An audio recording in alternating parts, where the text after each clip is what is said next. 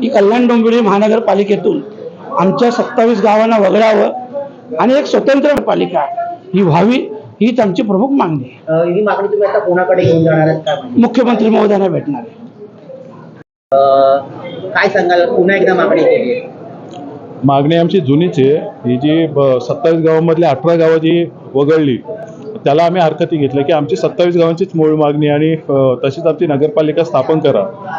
आणि यासाठी जे सुप्रीम कोर्टात आम्ही गेलेलो आहोत त्याचा निकाल न लागता त्याचा निर्णय अजून आला नाही आणि असं असतानाही इथे निवडणुका घेण्याचा घाट चालू आहे.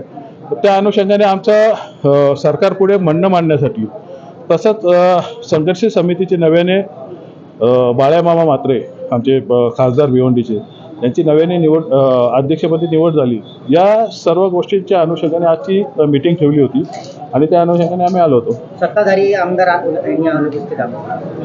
काय सत्ताधारी आलेच नाही ते कुठल्या तोंडाने येतील इथे? त्यांचे जे आका आहेत ठाण्याचे त्यांचीच ही कारस्थानं आहेत ना. मी आताही त्यांना आवाहन केलं की जिथे जिथे समाजाचा विषय येतो तिथे समाजाचे आमदार म्हणून तुम्ही या आणि काही म्हणणं भले तुम्हाला बोलायला काही अडचण असेल परंतु एक उपस्थिती दाखवणं गरजेचं आहे जेणेकरून पुढेही हा समाज तुमच्या पाठीशी उभा राहील.